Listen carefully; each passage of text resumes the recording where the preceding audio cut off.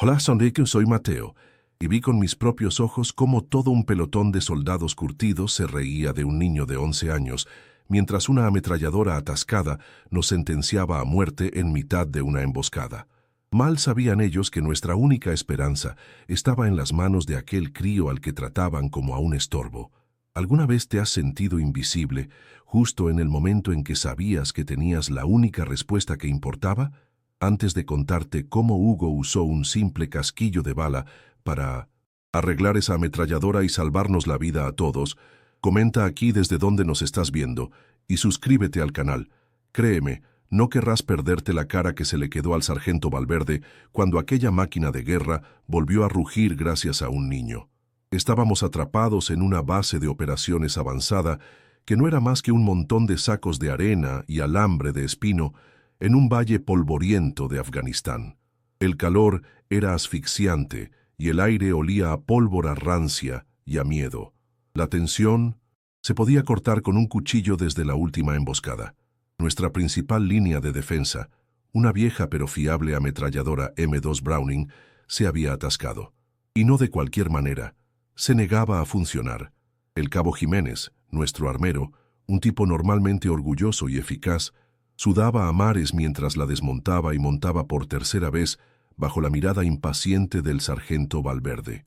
Cada vez que lo intentaba, la M2 escupía una sola bala y se quedaba muda, un sonido seco y metálico que era como un clavo en nuestro ataúd.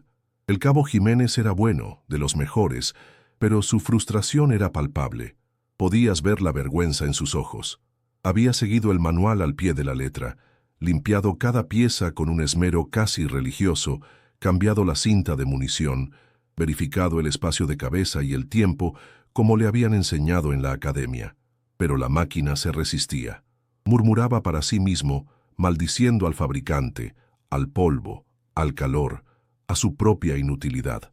Para un hombre cuyo valor se medía por su capacidad para mantener las armas funcionando, aquello era una humillación personal profunda. El resto de nosotros observábamos en silencio, fingiendo confianza, pero todos sentíamos cómo el pánico empezaba a trepar por nuestra garganta. Sin las 50, éramos un blanco fácil. El sargento Marcos Valverde no ayudaba. Era un hombre forjado en combate, duro y pragmático, para quien los protocolos no eran sugerencias, sino la Biblia. Se paseaba detrás de Jiménez con las manos en la espalda, su sola presencia añadiendo una presión insoportable. No creía en la intuición ni en las soluciones creativas, creía en el reglamento. Para él, si la solución no estaba en el manual de campo, no existía. Su mirada sobre Jiménez no era de apoyo, sino de acusación. «Y bien, cabo, ¿vamos a tener esa arma lista para el atardecer o prefiere que el enemigo nos use para prácticas de tiro?», soltó con un sarcasmo helado que hizo que Jiménez se encogiera. La jerarquía militar en su máxima expresión. La culpa siempre cae hacia abajo. Y en medio de todo ese drama de hombres y armas estaba Hugo, un niño local de 11 años, huérfano por la guerra, que habíamos acogido en la base más por lástima que por otra cosa. Era un fantasma silencioso, siempre observando desde una esquina, con unos ojos demasiado viejos para su cara. No miraba la ametralladora como nosotros. Mientras Jiménez se centraba en las piezas grandes y obvias, Hugo parecía estar escuchando. Inclinaba la cabeza como si intentara captar un susurro que nadie más oía. De vez en cuando intentaba acercarse, señalando tímidamente una parte del mecanismo de alimentación, pero el sargento lo espantaba con un gesto de la mano. «Quita de en medio, chaval, no estorbes. Esto es trabajo de soldados, no un juego de niños». La humillación de Hugo era un espectáculo secundario al que nadie prestaba atención, pero yo lo veía. Veía cómo su rostro se contraía, no de tristeza, sino de una extraña concentración frustrada. Él sabía algo, o creía saberlo, pero su voz no tenía peso en nuestro mundo de órdenes y galones. Mientras el sol comenzaba a teñir de naranja las montañas, llegó el mensaje por radio que todos temíamos. Los servicios de inteligencia confirmaban movimiento enemigo en las colinas. Un ataque era inminente, probablemente al anochecer. La noticia cayó como una losa. Todas las miradas se volvieron hacia la M2, silenciosa y desafiante sobre su trípode. Ya no era un problema técnico, era nuestra sentencia de muerte firmada. Y el único que parecía tener una pista era el niño al que seguíamos ignorando. El pánico, tras el mensaje de radio, se instaló en la base como una niebla densa y fría. Ya no era una suposición, sino una certeza. Venían a por nosotros. El sargento Valverde se plantó frente a Jiménez, y su voz, aunque baja, sonó como el chasquido de un látigo en el silencio sepulcral. «Cabo, no me importa cómo, pero quiero esa maldita ametralladora. Funcionando en 10 minutos. Desmóntela otra vez si es necesario, pieza por pieza, pero si oigo un solo disparo enemigo y esa cosa sigue muda, le juro por mi vida que su carrera habrá terminado esta noche». La amenaza no era una exageración. Jiménez, pálido como un fantasma, asintió con la cabeza y volvió a sus herramientas con manos temblorosas, su orgullo de armero hecho añicos, reducido a un simple soldado aterrorizado por su superior. Fue en ese momento de desesperación absoluta cuando Hugo se movió de nuevo, se deslizó desde su rincón con la agilidad silenciosa de un gato y se acercó a la M2. Esta vez no se detuvo a una distancia prudente. Se colocó al lado del cabo Jiménez, quien estaba tan absorto en su pánico que ni siquiera notó su presencia. Hugo no dijo nada. Simplemente, con una determinación que me heló la sangre, extendió su dedo índice y lo posó firmemente sobre una pequeña sección del mecanismo de alimentación, justo donde la cinta de balas entra en la recámara. Tiró suavemente de la manga de Jiménez y cuando el cabo finalmente bajó la vista, Hugo volvió a señalar el mismo punto, con una mirada increíblemente seria y suplicante. La reacción del sargento Valverde fue instantánea y brutal. Cruzó los pocos metros que los separaban en 2 zancadas, agarró a Hugo por el brazo y lo apartó con una fuerza desmedida, casi arrojándolo al suelo. «Te he dicho que te largues de aquí, mocoso del demonio», gritó, su rostro congestionado por la rabia. «No tenemos tiempo para tus estúpidos juegos. Estás distrayendo a mis hombres. Eres un estorbo, un maldito estorbo. Lárgate a tu agujero y no salgas hasta que te lo ordene». La humillación fue total y pública. Hugo tropezó hacia atrás, pero no lloró. Solo se quedó mirándolo, con esos ojos viejos y sabios, y en ellos no vi miedo, sino una profunda y amarga decepción, como si no pudiera comprender tanta ceguera. Sentí cómo la sangre me subía a la cabeza, una oleada de furia tan intensa que por un segundo estuve a punto de saltar y enfrentarme a Valverde. Quería gritarle que dejara en paz a mi hermano, que él solo intentaba ayudar, que quizás, solo quizás, ese niño al que trataba como basura, sabía algo que todos ellos ignoraban. Pero me quedé paralizado. El miedo me atenazó la garganta. En un entorno de combate, desafiar a un sargento como Valverde no era solo una falta de disciplina, era una sentencia. Podía enviarme a la misión más peligrosa, asignarme la guardia más expuesta o, simplemente, asegurarse de que mi vida fuera un infierno. Y así, me tragué mi rabia y mi vergüenza, convirtiéndome en un cobarde más, otro soldado que bajaba la mirada mientras un niño era maltratado. El resto del pelotón reaccionó como yo. Nadie dijo una palabra. La mayoría desvió la vista, fingiendo estar ocupados revisando su propio equipo, limpiando sus fusiles, cualquier cosa para no ser testigos de la injusticia. Era la ley no escrita de la supervivencia. No te metas en problemas que no son tuyos. Sin embargo, vi algo en la cara del cabo Jiménez. Mientras Valverde le daba la espalda para seguir presionándolo, el cabo lanzó una mirada fugaz y casi imperceptible al punto exacto que Hugo había señalado. Fue solo un instante, un parpadeo, pero en sus ojos vi una diminuta chispa de duda, la primera grieta en el muro de su entrenamiento y su desesperación. Se preguntó, aunque solo fuera por una fracción de segundo, si el niño podría tener razón. Hugo, por su parte, se retiró a su rincón habitual, cerca de una pila de cajas de munición vacías. Se sentó en el suelo polvoriento, dándonos la espalda a todos. Creí que se pondría a llorar en silencio, a lamerse las heridas de la humillación, pero no lo hizo, con una calma que contrastaba violentamente con la tensión que nos consumía a todos. Se agachó y recogió un casquillo de bala vacío del suelo. Lo sostuvo entre sus dedos, girándolo, observándolo bajo la luz moribunda del atardecer. No estaba jugando, estaba pensando. Podía verlo en la forma en que su ceño se fruncía, en la concentración absoluta de su postura. Estaba en su propio mundo, un mundo de mecánica y lógica, buscando una solución que nosotros éramos demasiado arrogantes para ver.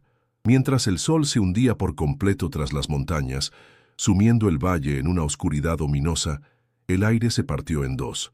No fue el estruendo de un ataque, sino un único y agudo chasquido. Un disparo, un solo disparo, pero cercano, peligrosamente cercano. Provenía de las crestas rocosas que nos vigilaban, el inconfundible eco de un fusil de francotirador. Nos estaban poniendo a prueba, midiendo nuestras defensas. Todos nos agachamos instintivamente, buscando cobertura. Todas las miradas se volvieron, una vez más, hacia la silueta inerte y silenciosa de la M2 Browning. El juego había terminado. La advertencia había sido enviada. Y nosotros estábamos ciegos, sordos, y lo peor de todo, indefensos. Todo por el orgullo de un solo hombre. El disparo del francotirador nos dejó helados. Fue como si el enemigo nos hubiera enviado una tarjeta de visita, una promesa de lo que estaba por venir. El sargento Valverde se recuperó el primero. Su voz un rugido que cortó el aire denso. «¡A cubierto! Fuego de supresión a las crestas! ¡Ahora! Jiménez, quiero esa ametralladora escupiendo fuego, o le juro que lo uso a usted de escudo humano». El miedo se convirtió en un caos organizado. Los soldados corrían a sus posiciones, el sonido de las botas sobre la tierra seca y los cerrojos de los fusiles era lo único que se oía, además de nuestros propios corazones latiendo desbocados. Pero todos sabíamos que nuestros fusiles de asalto eran como escupitajos contra el infierno que se nos venía encima. Estábamos expuestos, terriblemente expuestos, y la única puerta que podía salvarnos seguía cerrada a cal y canto, y entonces el infierno se desató. Las crestas de las colinas se iluminaron con docenas de fogonazos, una sinfonía mortal que nos anunció que la prueba había terminado y el examen final había comenzado. El aire se llenó de un zumbido letal, el silbido de las balas pasando a centímetros de nuestras cabezas, impactando contra los sacos de arena con golpes sordos y secos que hacían llover tierra sobre nosotros. Respondíamos al fuego, claro, pero era un gesto inútil. Éramos un puñado de hombres contra una fuerza que nos superaba en número y posición. Veía a mis compañeros, sus rostros iluminados por los destellos de sus propias armas. La determinación, mezclada con un pánico apenas contenido. Estábamos perdiendo terreno. Nuestra cobertura se desintegraba poco a poco y la noche se estaba convirtiendo en nuestra tumba. En medio de aquel caos, todas las esperanzas volvieron a centrarse en el cabo Jiménez. El sargento Valverde, pegado al suelo a su lado, le gritaba al oído por encima del estruendo: «Una vez más, cabo, hazla funcionar». Vi a Jiménez, con el rostro cubierto de sudor y polvo, agarrar la palanca de carga con una fuerza desesperada. Tiró de ella, la soltó y apretó el gatillo. La M2 rugió, pero fue un rugido ahogado. Escupió una ráfaga cortísima, 3 o 4 balas, y luego se cayó con un chasquido metálico, seco y definitivo, el sonido de un mecanismo rompiéndose para siempre. Vi cómo los hombros de Jiménez se hundían. Se quedó inmóvil mirando el arma muerta, su rostro una máscara de derrota absoluta. En ese instante supo, y todos supimos, que se había acabado. Ya no había solución. Fue entonces, en el punto más bajo de Vino Din, nuestra desesperación, cuando lo vi moverse. Hugo se levantó de su rincón con una calma que no pertenecía a aquel lugar. No corrió, no se agachó, simplemente caminó, atravesando el espacio abierto entre las posiciones de tiro, mientras las balas trazadoras dibujaban líneas de luz a su alrededor. Era como si estuviera en una burbuja, inmune al pánico que nos consumía a todos. Su rostro no mostraba miedo, solo una concentración intensa, como si estuviera siguiendo el hilo de un sonido que solo él podía oír. Se dirigía directamente hacia la M2, hacia el epicentro de nuestro fracaso. Ignoraba los gritos, ignoraba el peligro, solo avanzaba, un niño pequeño, caminando con la determinación de un gigante hacia el corazón de la tormenta. El sargento Valverde lo vio y por un momento su rostro se transformó.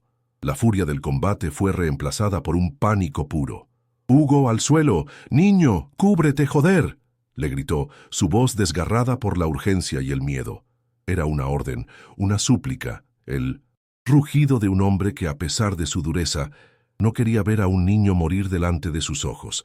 Pero Hugo no se detuvo, ni siquiera giró la cabeza. Era como si la voz del sargento, esa voz que a nosotros nos helaba la sangre y nos obligaba a obedecer sin pensar, para él fuera solo un ruido de fondo, irrelevante. La incredulidad en la cara de Valverde fue total. Estaba presenciando la insubordinación más flagrante en mitad de un tiroteo, y venía de un crío de 11 años que actuaba como si las balas fueran gotas de lluvia. Cuando llegó junto a la ametralladora, no se detuvo a mirar el caos a su alrededor. Se arrodilló junto al cabo Jiménez, que lo miraba como si estuviera viendo una aparición. Hugo no tocó las grandes piezas que el cabo había estado manipulando. No, sus pequeños dedos manchados de grasa y polvo se deslizaron directamente hacia el mecanismo de alimentación, la misma zona que había intentado señalar horas antes. No dudó ni un segundo. Sus manos se movieron con una precisión y una seguridad que eran casi aterradoras en un niño. No estaba probando suerte, no estaba adivinando, estaba operando. Viéndolo allí, tan pequeño al lado de aquella bestia de metal, comprendí que no estaba intentando ayudar.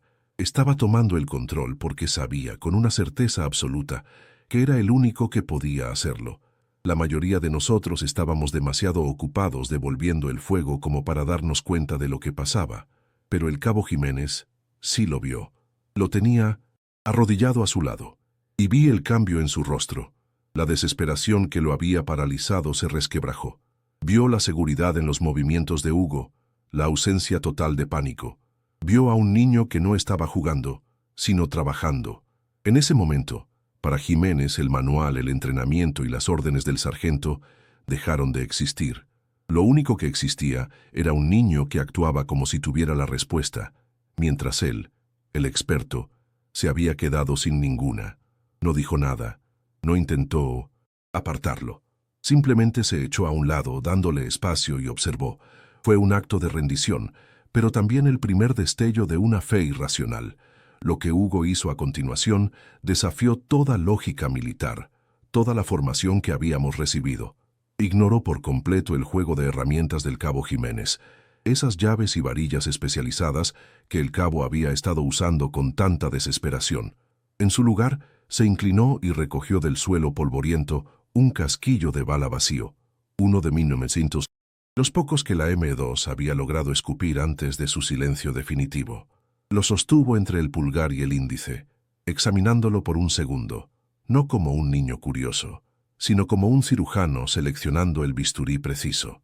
Con ese trozo de latón inútil, como única herramienta, se volvió hacia el complejo mecanismo de la ametralladora, sus pequeños dedos desapareciendo en las entrañas de la máquina, en lugares donde las manos de un hombre adulto apenas cabían.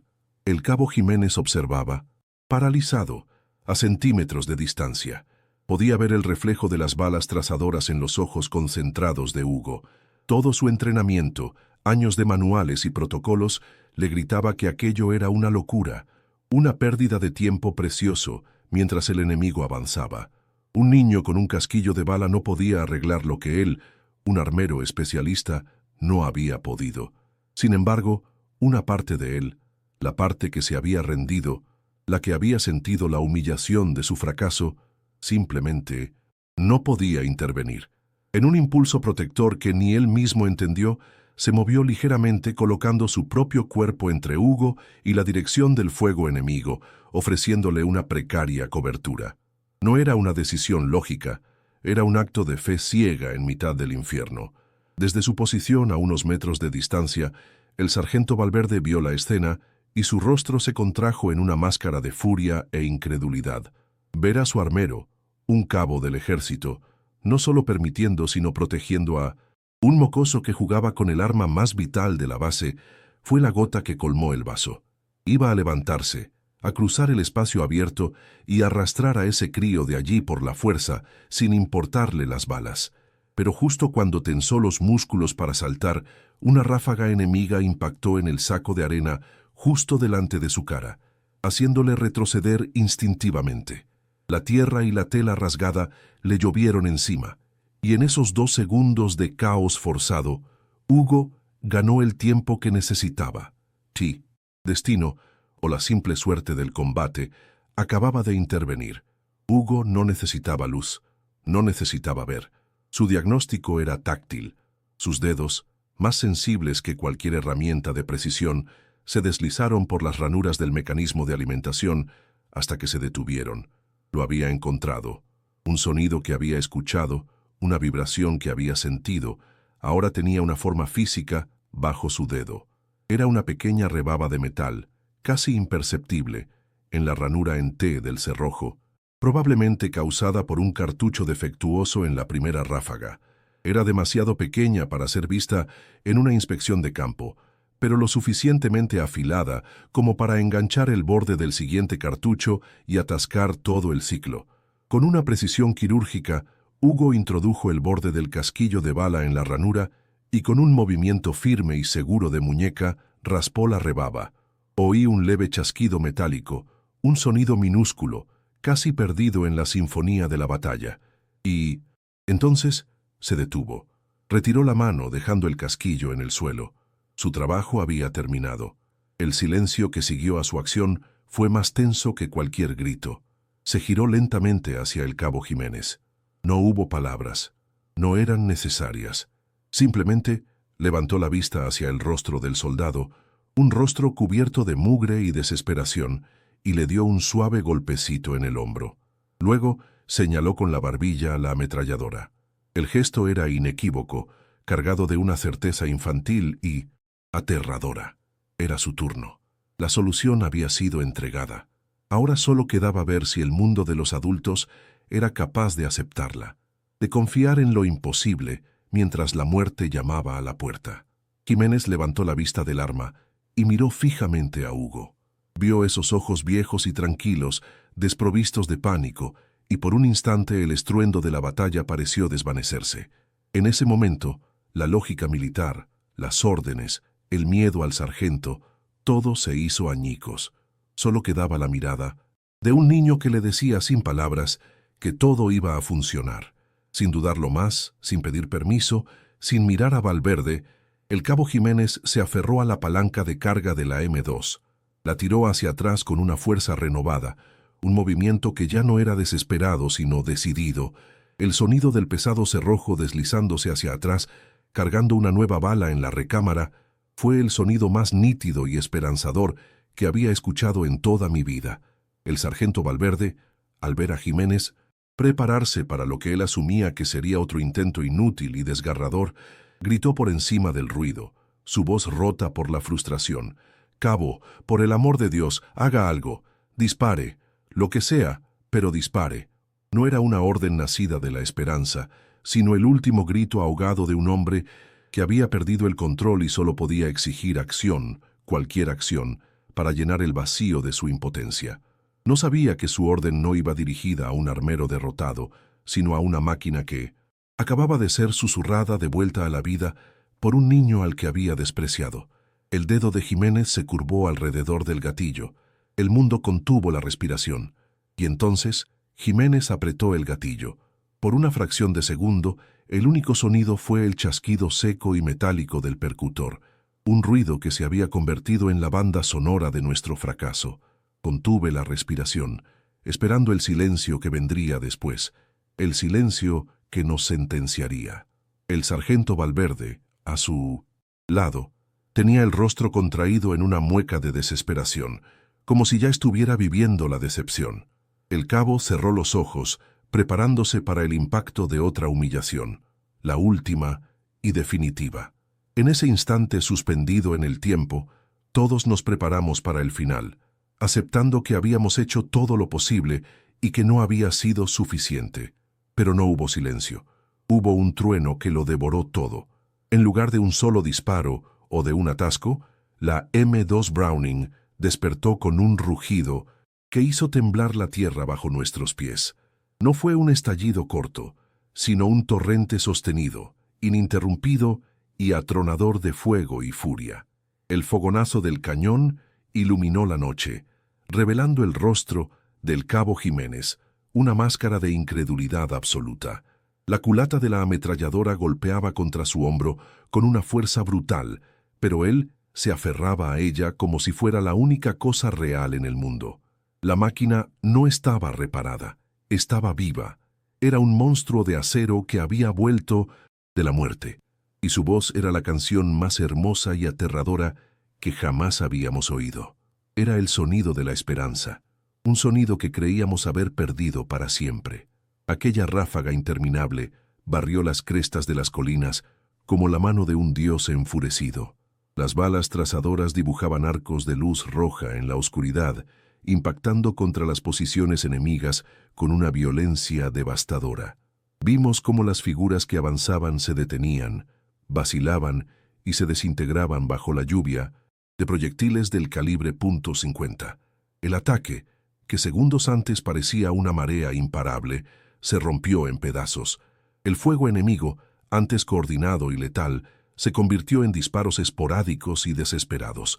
El impulso de la batalla había cambiado de forma tan drástica y repentina que era casi imposible de procesar. Estábamos devolviendo el golpe, y lo hacíamos con una fuerza que ni nosotros mismos creíamos poseer. Poco a poco, el resto de nosotros dejamos de disparar.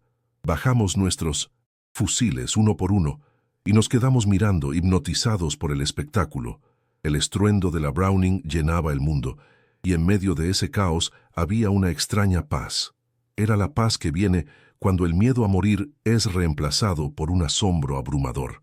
Mirábamos a Jiménez, pero su expresión de shock nos decía que él era tan solo el instrumento, no el artífice de aquel milagro. Nadie entendía qué había pasado. Nadie se atrevía a preguntar.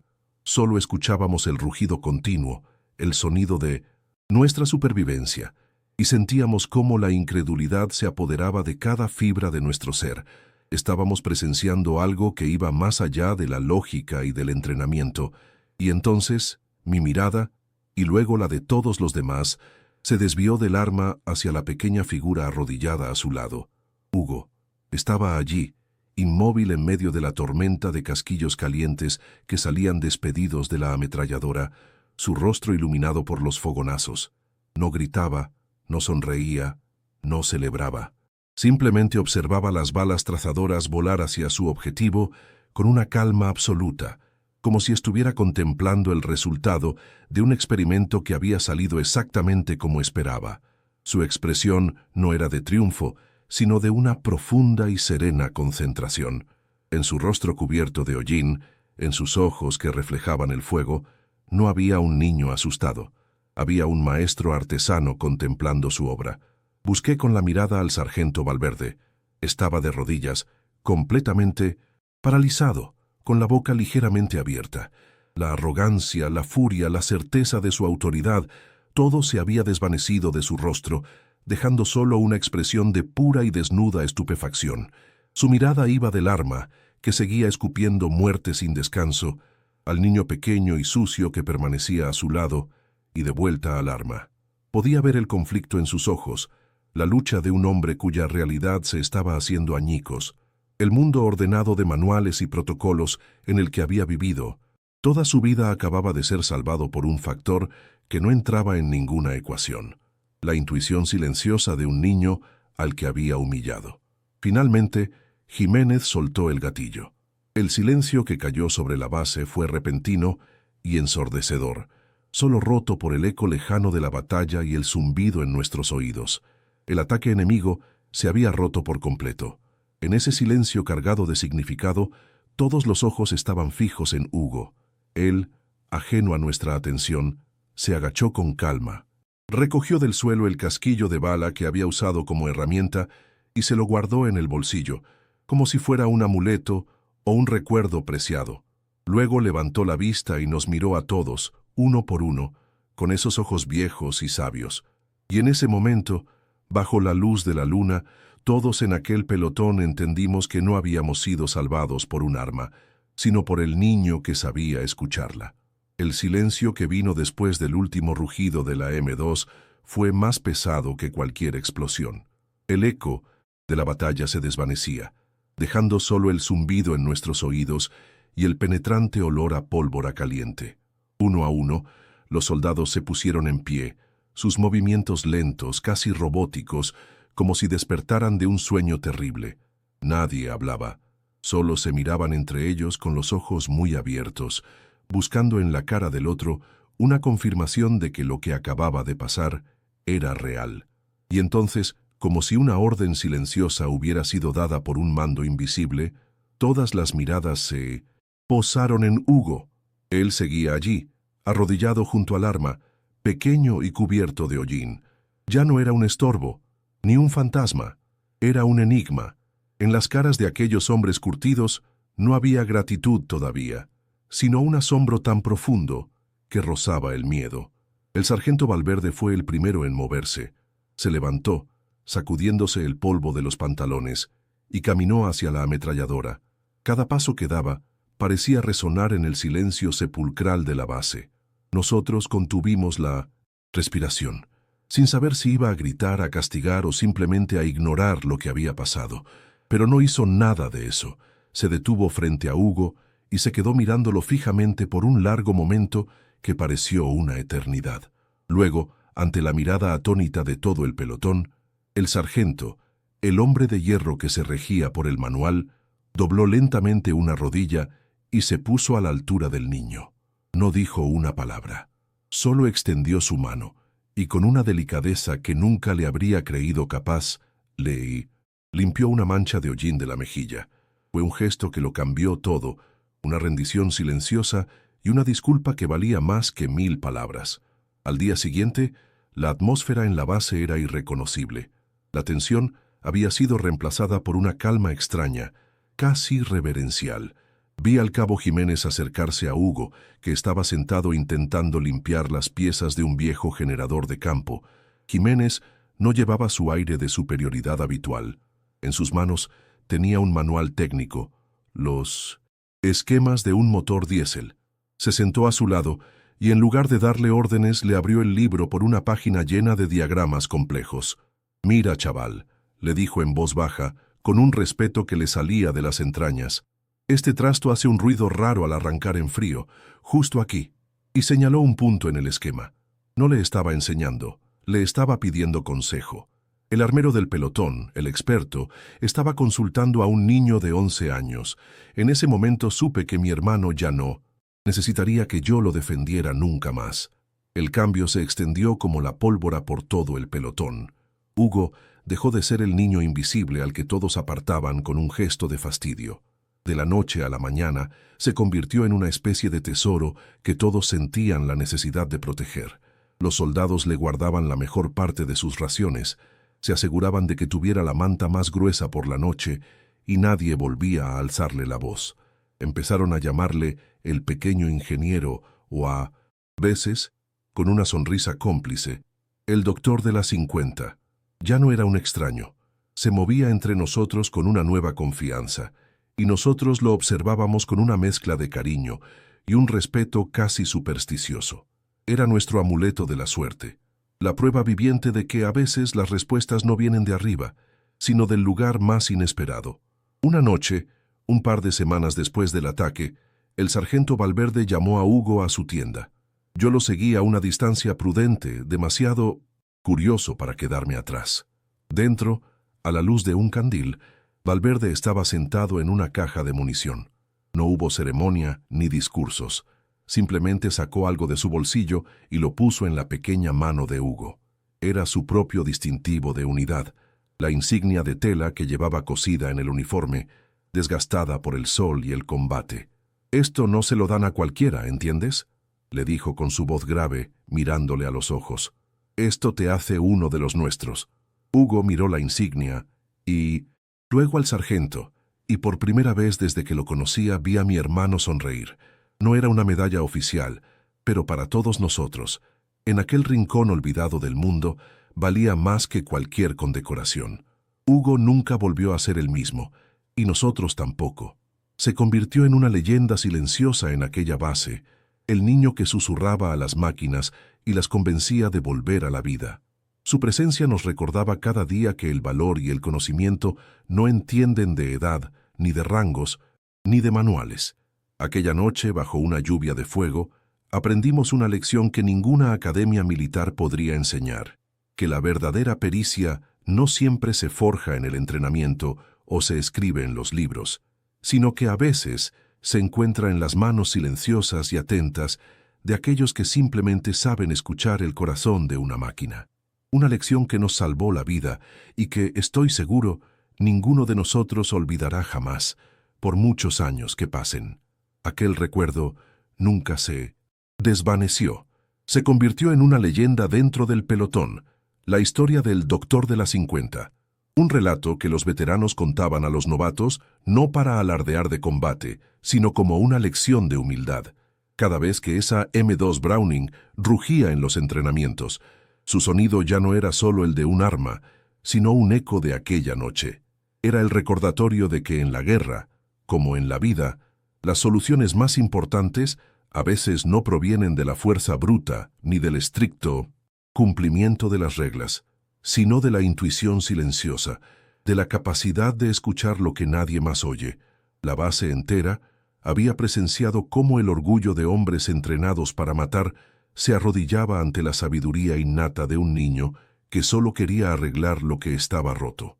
Cuando nuestra rotación terminó meses después, la pregunta que todos se hacían en silencio era ¿qué pasaría con Hugo? El sargento Valverde, un hombre que parecía haber envejecido 10 años y ganado 100 en 1900. Sabiduría, dio la respuesta sin que nadie se la pidiera. No iba a dejarlo atrás. Utilizó cada contacto que tenía, movió hilos que ni sabíamos que existían y luchó contra la burocracia militar con la misma tenacidad con la que luchaba contra el enemigo. No fue fácil, pero consiguió lo imposible, un pasaje seguro para Hugo y para mí fuera de aquel infierno. No nos adoptó, no era una película, pero se aseguró de que llegáramos a un refugio seguro, lejos de la guerra, donde un niño pudiera volver a ser un niño. Su última orden fue asegurarse de que mi hermano tuviera lápices y cuadernos, no más casquillos de bala. Aquella noche, bajo una lluvia de fuego, todos aprendimos que la verdadera pericia no siempre se forja en las academias ni se escribe en los manuales. A veces la encuentras en las manos calladas y atentas de aquellos que simplemente saben escuchar el silencio entre los latidos de una máquina. Aprendimos que la arrogancia es una forma de ceguera y que la autoridad, sin humildad, es un recipiente vacío. El conocimiento no entiende de rangos, de edad ni de uniformes. Hugo nos enseñó que las respuestas más complejas a menudo tienen las soluciones más simples, pero para verlas, primero tienes que estar dispuesto a admitir que no lo sabes todo. Tienes que estar dispuesto a mirar el mundo a través de los ojos de un niño. A día de hoy, todavía me avergüenza recordar mi propio silencio cuando Valverde humilló a mi hermano. Me quedé paralizado por el miedo, mientras Hugo, sin nada que perder, se enfrentó a todo un pelotón enloquecido por el pánico, armado solo con su convicción. Él no necesitó levantar la voz ni exigir respeto. Simplemente demostró su valía de una forma tan irrefutable que obligó a todos a inclinarse. Ya no veo a mi hermano como alguien a quien debo proteger, sino como la persona más valiente que he conocido. Esta historia no es solo sobre una ametralladora atascada, es sobre la fuerza silenciosa que todos llevamos dentro. Esa voz que nos dice que tenemos la respuesta, incluso cuando el mundo entero se niega a escuchar. Si conoces a alguien que necesita escuchar este mensaje de confianza en uno mismo, por favor, comparte esta historia con esa persona. No olvides suscribirte para descubrir más relatos sobre cómo encontrar tu propio camino, incluso cuando no es el que los demás esperan. Gracias por escuchar.